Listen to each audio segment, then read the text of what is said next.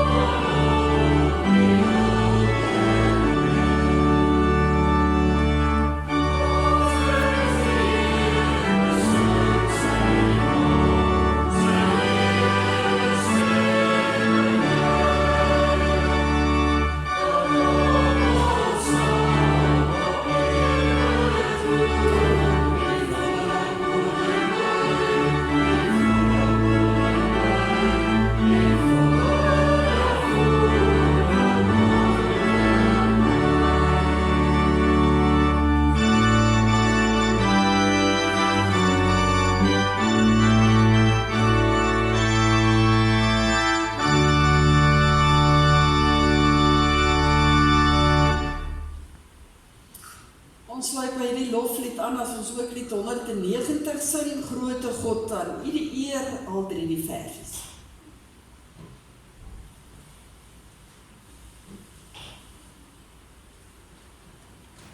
Yeah.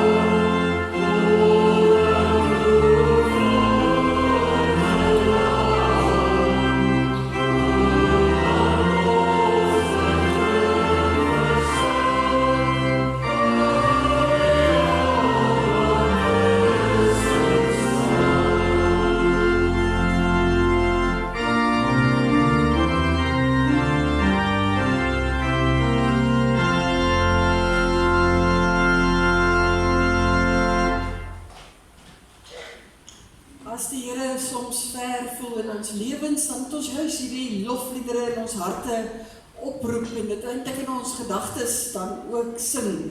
En ons sê dit ook in lied 518, ons moet glo dat die Heer met ons saamloop en ons loof en prys hom altyd. Ons sing hiervan ook die hele lied.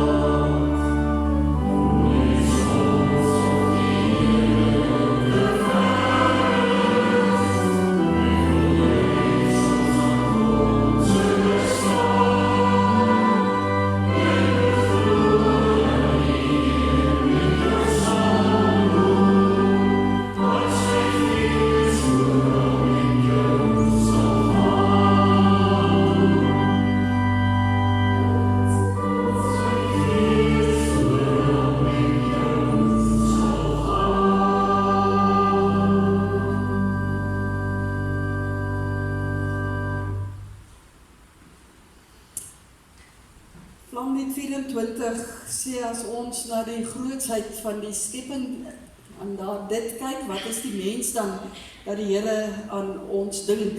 Kom ons sing daarvan ook die hele lied saam.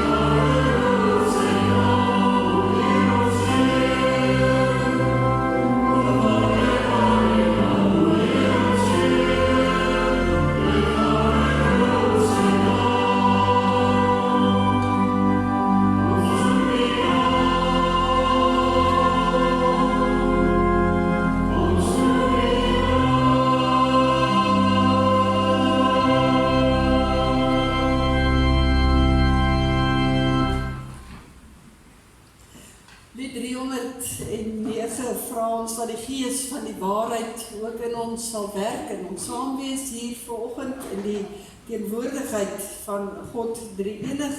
Ons sing albei die verse.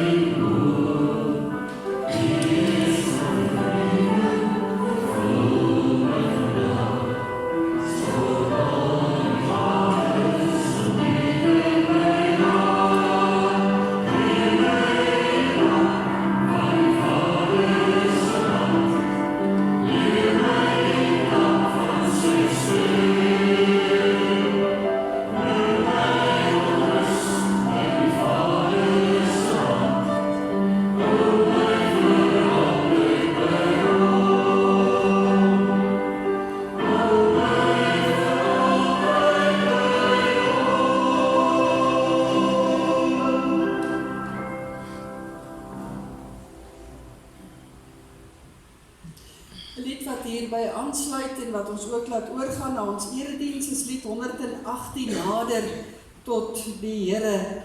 Hy sal getrou ook nader tot jou. Ons sing die liedere, die verse soos dit daar op die bord verskyn.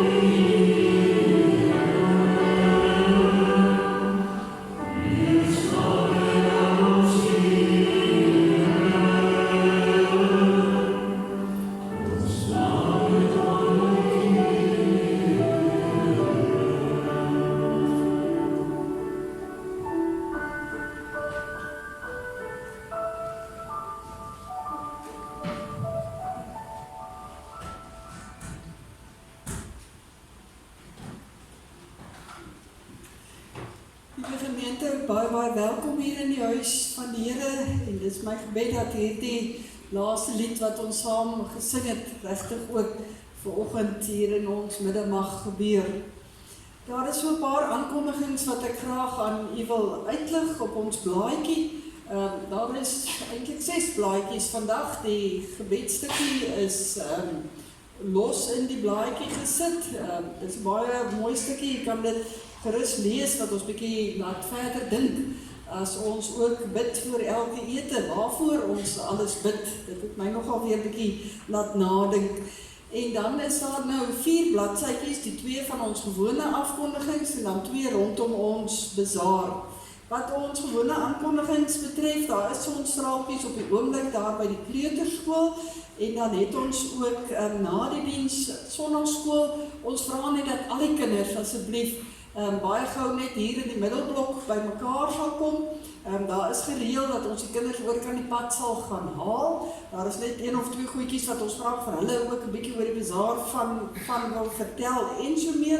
So al die jong mense en kinders hier in die kerk na die diens en dan gaan ons in die klasse verdeel.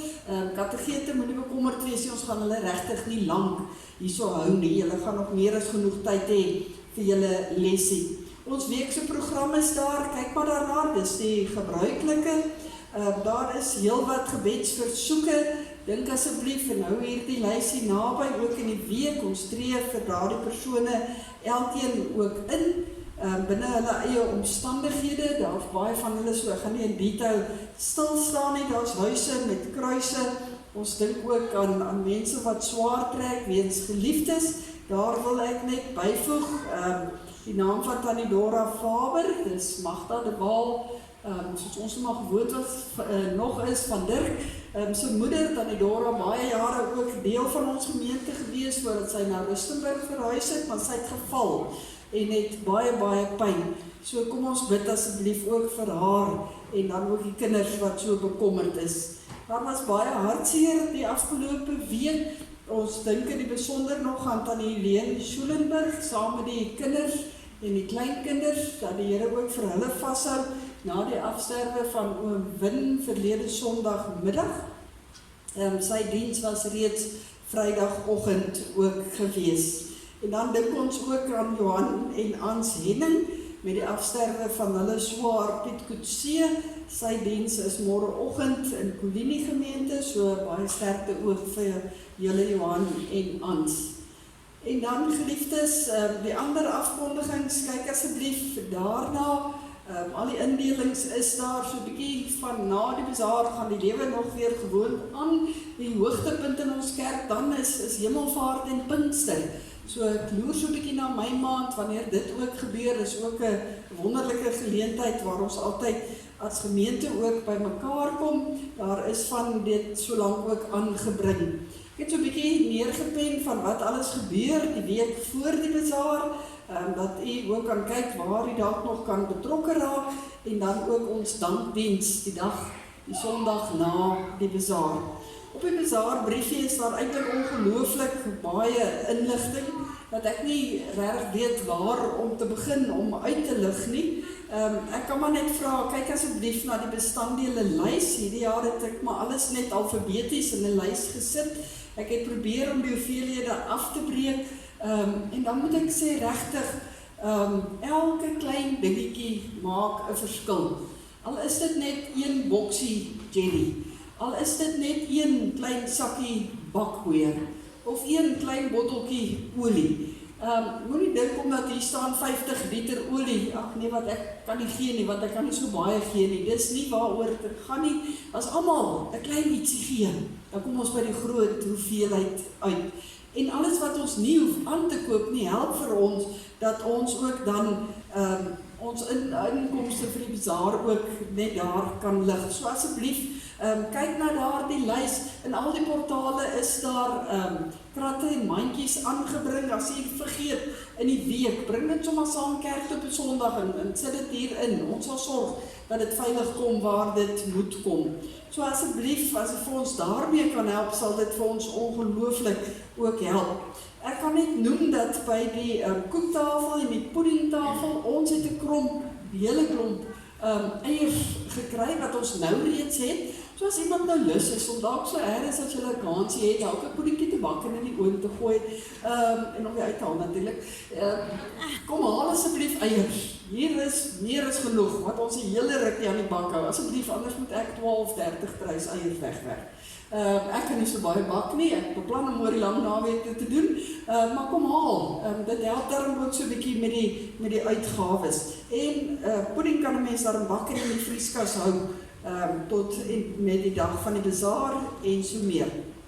Dan, die ander dingetjies gaan ek vra dat u lees. Ons is opgewonde oor ons kompetisie. Ek wou nou 'n voorbeeldjie saambring, nou het ek vergeet, maar dit lyk eintlik soos daai kaartjie by Spar, waar jy die dag van die bazaar by al die tafels, behalwe die vleistafel, nie by die vleistafel nie, maar by al die ander tafel, vir elke 10 of 20 rand, wat het ek gesê, 10 rand. 10 rand, ja, want ons wil hier die kinders moet deelneem. Wat jy koop, kry jy 'n plakkertjie, as jou kaartjie vol is met 20 plakkertjies, dan gooi hom in een van die bussies, en dan staan mense die kans om wonderlike pryse te wen. Ons sal die Sondagoggend in die konsistorie, sal ons as onafhanklike auditeurs die kaartjies dan nou trek, dat ons kyk wie wen daar die pryse. Maar lees asseblief deur, vra asseblief kontak maar vir my op hierdie stadium of op die kerk se selfoon, hy is ook by my. Christa is so 'n bietjie afwesig met haar pa wat tuis is en baie versorging nodig het, maar die kantoor probeer ek beman hou, so daar is mense wat daar is om goed te ontvang en so meer, die gewone kantoorure. Maar andersins met enige vrae of navrae, kontak gerus vir my. Ek sal in goeie tyd sal ek ook antwoord. Dit wat ons aankondigings betref, geliefdes, ons gaan voort met ons erediens en ons gaan stil word voor die Here, dan roep ons sy naam aan.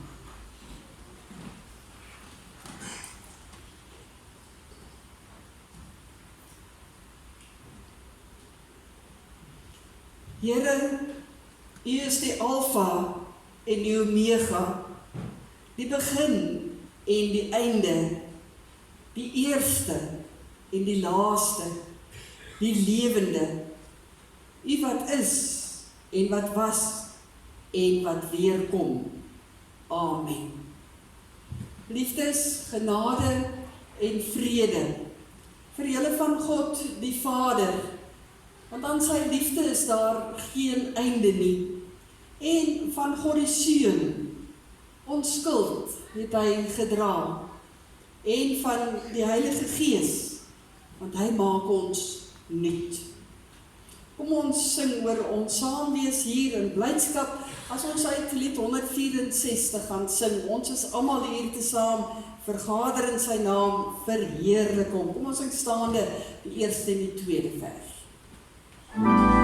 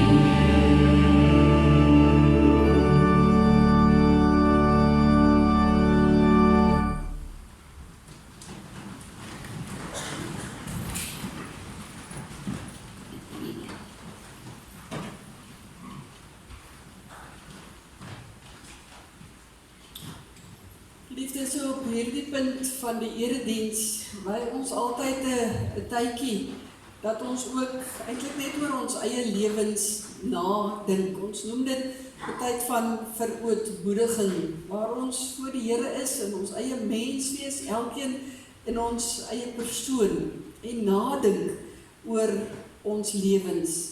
Ek gaan vanoggend aan u voorhou 'n gedeelte uit Openbaring 2, waar die Here daar met een van die gemeentes gepraat het, maar hy praat nog vandag deur sy woord ook in elkeen van ons se harte ook in. En dan gaan ons daarop antwoord deur saam te sing uit Lied 22 terwyl ons so sit. En dan gaan ek aan die voorhou 'n gedeelte uit Psalm 119 wat ons dan ook oproep en waarop ons dan weer gaan antwoord terwyl ons so sit met Lied 163. So kom ons word stil en ons luister wat die Here uit sy woord vir ons sê en ons antwoord daarmee as ons saam sing. In Openbaring 2 sê die Here: "Maar ek het dit teen julle. Julle het my nie meer so lief soos in die begin nie. Dink daaraan hoe ver julle al agteruit gegaan het. Bekeer julle en doen weer wat julle in die begin gedoen het.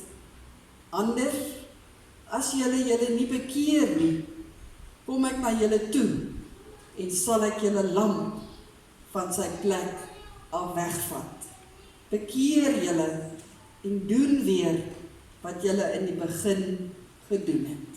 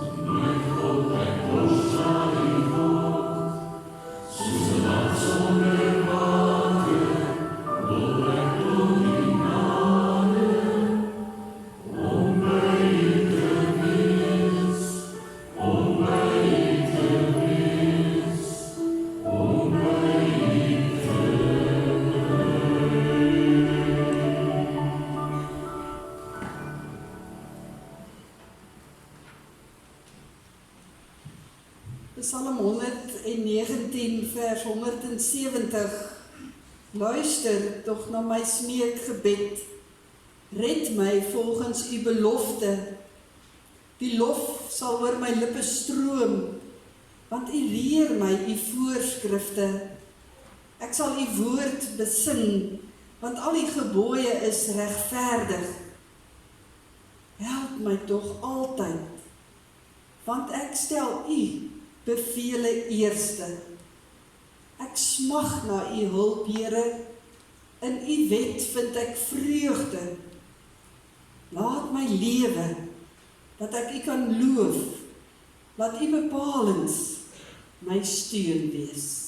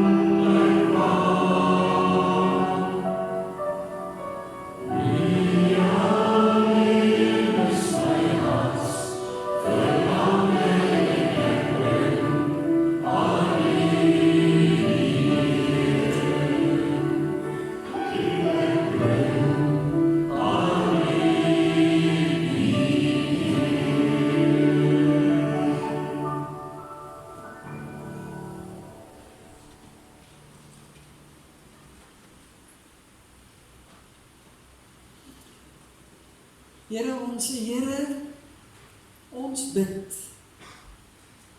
Ons bid in die hart. Ons bid in ons gedagtes. Ons bid met die lied wat ons sing. Ons bid tot U ons Here. Ons bid, Here, hoor en vergewe. Ons bid, Here, laat ons luister. Ons bid, Here, gryp in my lewe, soos U weet, dit nodig is. Amen. Ons lees volgens saam 'n gedeelte uit 2 Timoteus 1, Paulus se brief aan Timoteus, die tweede brief, en ons gaan die laaste verse van daardie brief saam lees in hoofstuk 4. Hoofstuk 4 gaan ons lees van vers 6 tot aan die einde, tot by vers 22. 2 Timoteus 4 vers 6.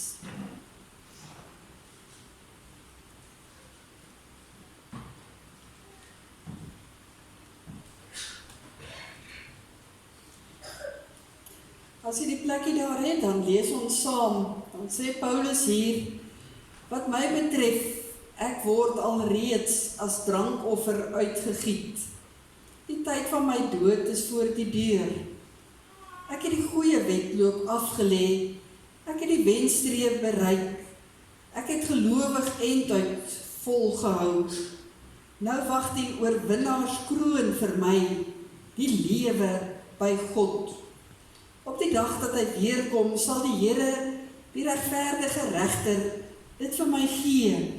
En nie net vir my nie, maar ook vir almal wat met verlange uitsien na sy koms. Dan 'n paar persoonlike woorde. Probeer so gou moontlik na my toe kom, want Demas het die teenswoordige wêreld lief gekry en my verlaat en na Tessalonika vertrek. Crescens is na Galasië en Titus na Dalmasië toe. Net Lukas is hier by my. Gaan haal vir Markus en bring hom saam met jou, want hy kan my tot groot diens wees. Tychicus het ek na Efese toe gestuur.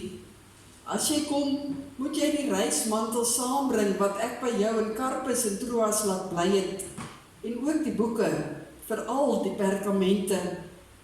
Alexander, die kopersmid, het my baie kwaad aangedoen. Mag die Here hom vergeld vir wat hy gedoen het. Jy moet ook vir hom op jou hoede wees, want hy het ons prediking heftig teengewerk. Toe ek my die eerste keer voor die hof moes verdedig, het niemand my bygestaan nie. Almal het my in die steek gelaat. Maar God hulle dit nie toereken nie. Maar die Here het my bygestaan en my krag gegee, sodat deur my prediking tot sy volle reg kon kom, en al die heidenasies dit kon hoor. En ek is uit die bek van die leeu gered. Die Here sal my red van elke onheil, en my behoue in sy hemelse koninkryk bring. Aan hom kom die eer toe tot in alle ewigheid. Amen. Groete aan Priscilla en Aquila en aan die huisgesin van Onesiphorus. Erastus het in Korinthe agtergebly.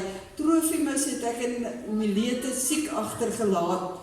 Doe jou bes om nog die winter voor die winter te kom. Eubulus, Pudens, Linus, Claudia en al die broers stuur vir jou groete. Die Here sal by jou wees. Die genade sal by julle wees. Ons lees tot sover uit die woord van die Here. Geliefdes in ons Here Jesus Christus, daar staan nie in elke teks van die Bybel noodwendig iets nuuts nie. Baie dele van die Bybel lees ons dieselfde gedagte wat herhaal word. Dieselfde dinge word op meer as een plek, partykeer net op 'n ander manier net weer gesê. Dit wat Paulus in hierdie gedeelte sê, is 'n paar nuwe dinge, maar daar is ook 'n paar dinge wat hy net weer herhaal.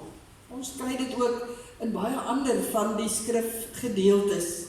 Die Here sê juis dieselfde dinge baie keer oor, sodat ons dit oor en oor moet hoor, sodat ons dit nie sal vergeet nie, of sodat dit absoluut deel sal word van ons lewens.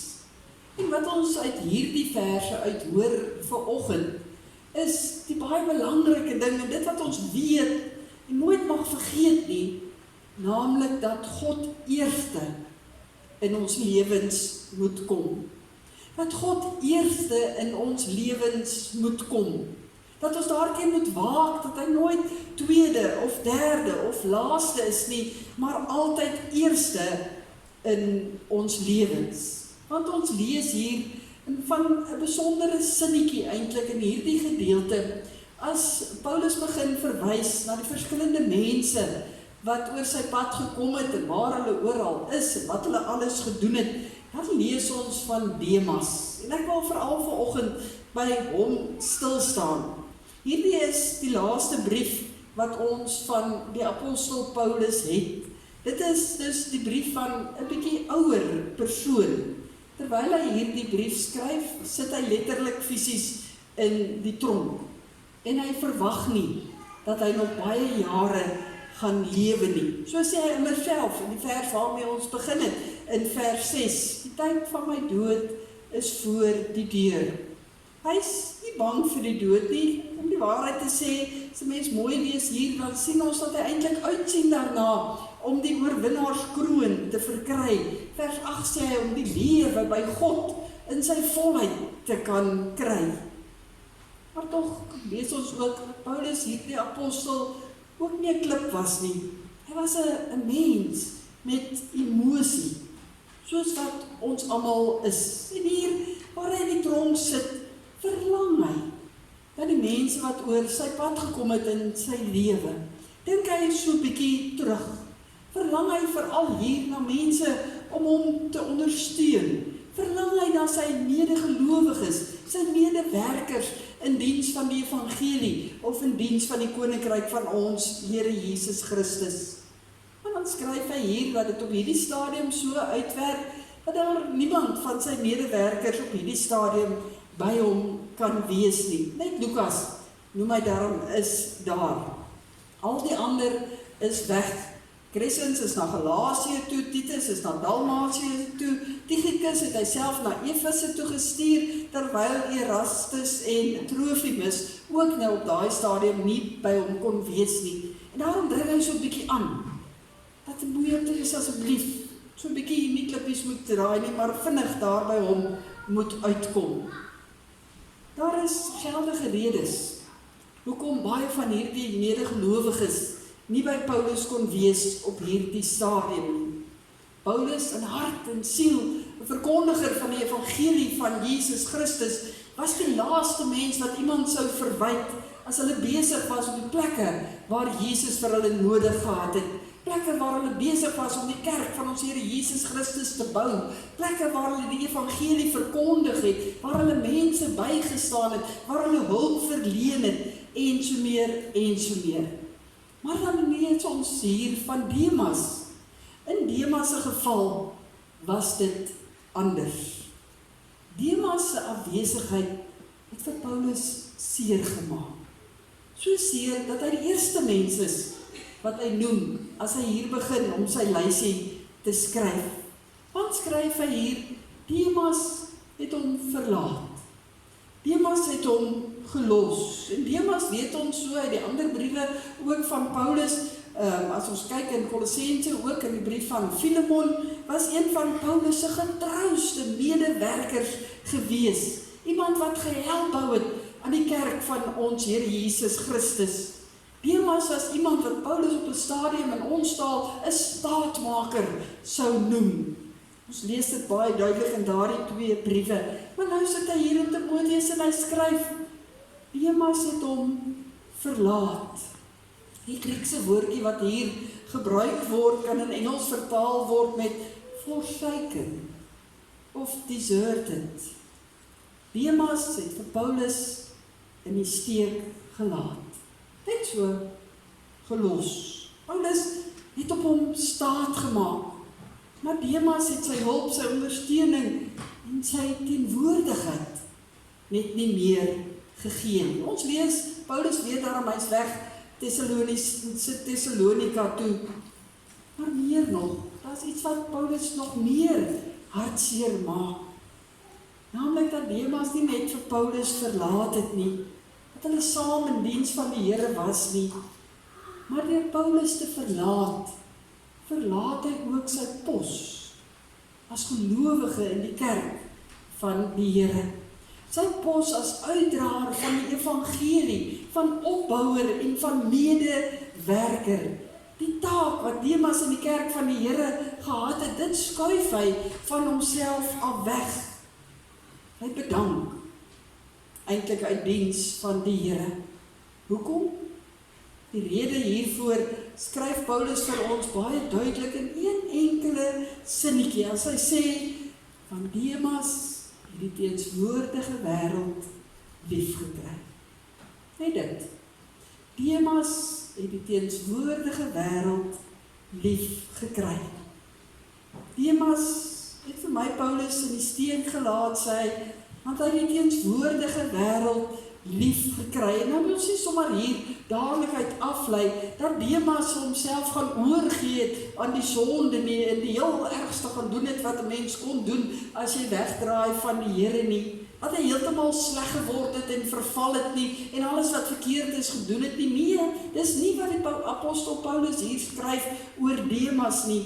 Hy sê nie dat hy in die sonde afvallig geword het nie. Nee, hy sê net, hy het die wêreld lief gekry. In vandag se terme sou ons sê, dalk ietsie soos stadsliggies het hom harder geroep. Demas het sy pos in die koninkryk van God verlaat, want die aardse dinge, die wêreldse dinge, het net vir hom begin belangriker word. Hierdie mens se hart het geskuif van God eerste na die wêreld eerste. Hy het sy hart begin sit op tydelike dinge. Dit wat ons in hierdie aardse lewe kan hê, kan bereik en kan geniet, dit het sommer net so begin deel word van sy lewe, en dit het net oorgeneem, en die Here is al hoe meer en meer uit sy lewe geskuif. Nie meer die koninkryk van God nie.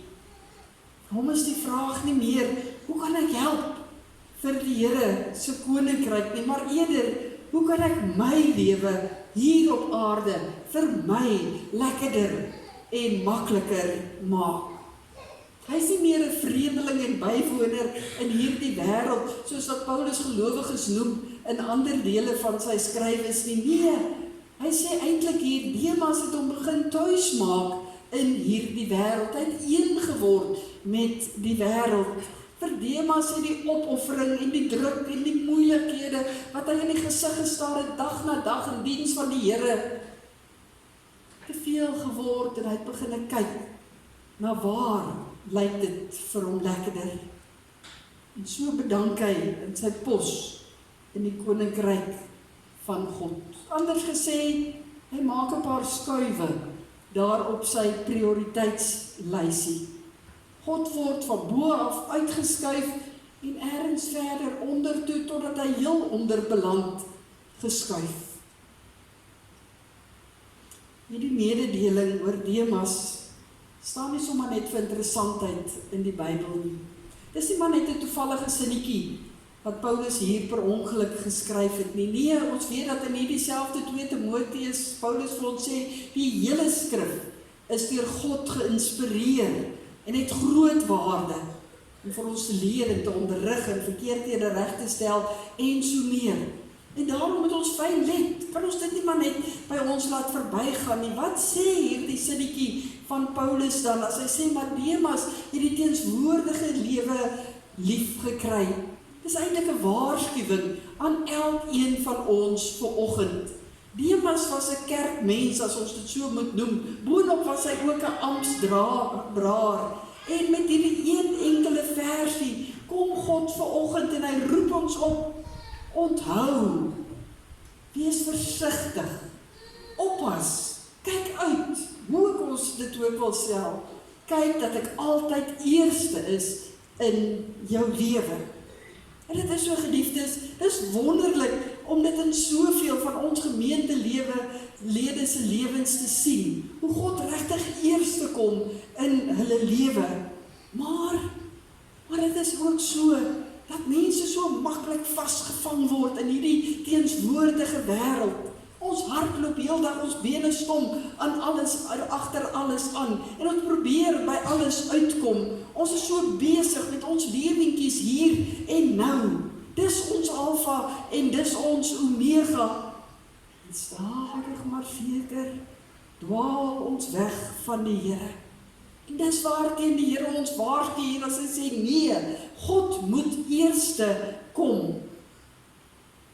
Ons klop onsself mos baie maklik op die skouer en sê, maar kom daarom so nou en dan in die kerk. Weet nie hoe dit in die stilte tyd gaan nie. Wanneer laas is die Bybel bietjie afgestof, bid ons intens tot die Here. Wanneer ek luister so na die mense se verskonings, oor hulle prioriteite, die Here, tweede, derde, wat heel onder op die lysie is, om te hoor, ek Ek het daarom hier 'n minuut of 2, 'n gedagte of wat, aan die Here spandeer. Dan spoel daar die verskriklike hartseer oor my. En dan wonder ek baie dae, hoe klink dit vir die Here? Hoe voel die Here as hy na ons kyk? En hy is nie ons eerste prioriteit nie. As hy na ons kyk en hy sien hoe ons geleidelik die teenswoordige wêreld al hoe meer lief kry. Wat voel hy? Dink 'n bietjie terug, op daardie dag, jy die Here die eerste keer lief gekry het. Toe jy daardie babatjie laat doop het.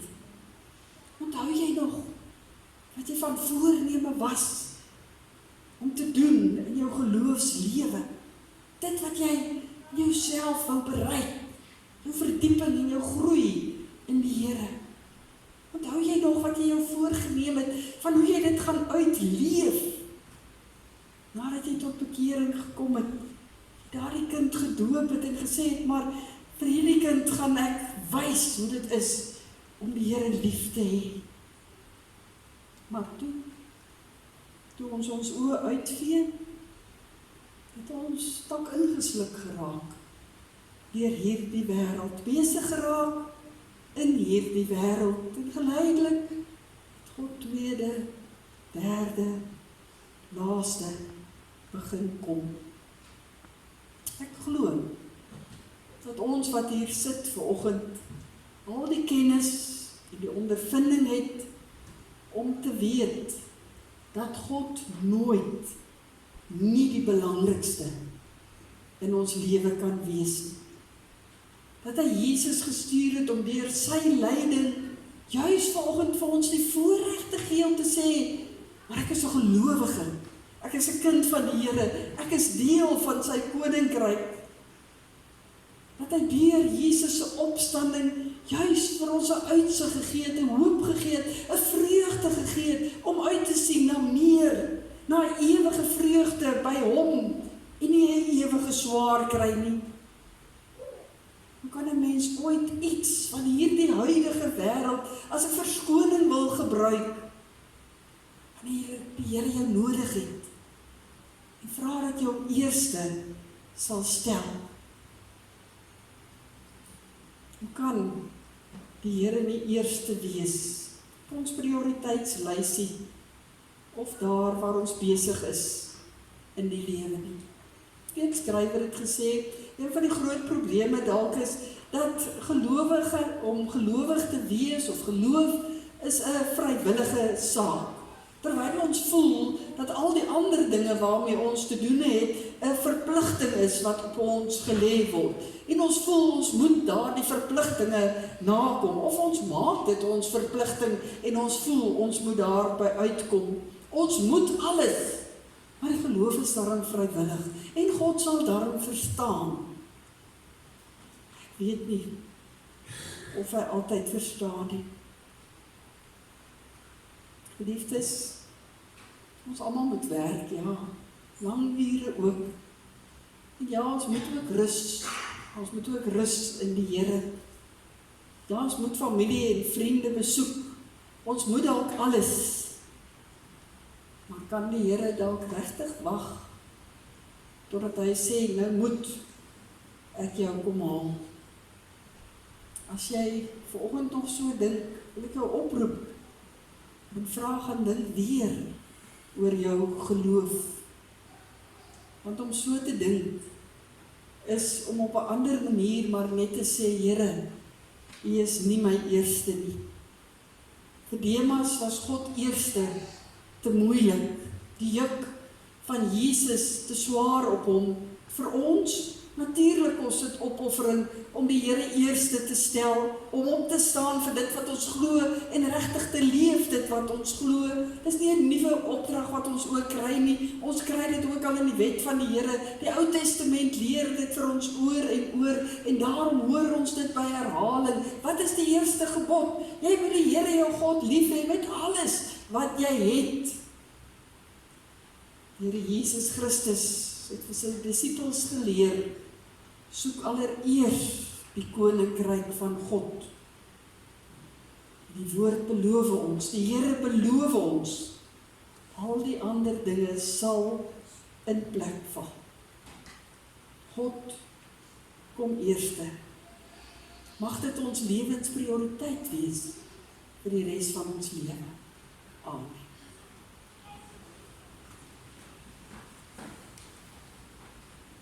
Here ons God, ons bid. En terwyl ons so bid, is daar baie dinge wat ons vir onsself wil bid, wat ons vir die mense rondom ons wil bid, wat ons vir hierdie wêreld wil bid. Here, U ken dit alles. Maar Here, ons kom bid en ons vra, gee vir ons ook die genade om daarvoor te werk in die geloof. Amen. Daar is geleentheid om die Here te vereer met 'n offergawe.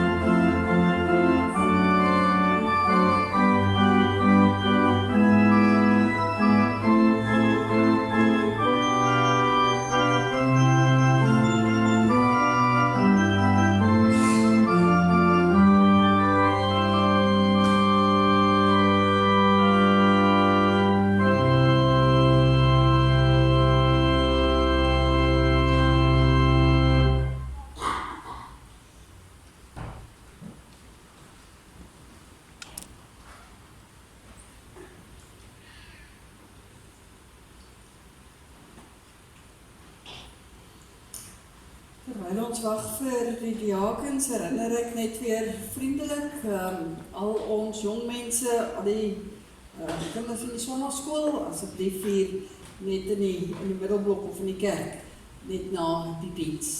As antwoord op die prediking gaan ons sing die beruiming van die opdrag wat die Here vir ons gegee het, soek allereers die koninkryk van God en sy geregtigheid. Wat hulle nodig het, sal die Vader dan vir julle gee in sy oorvloed.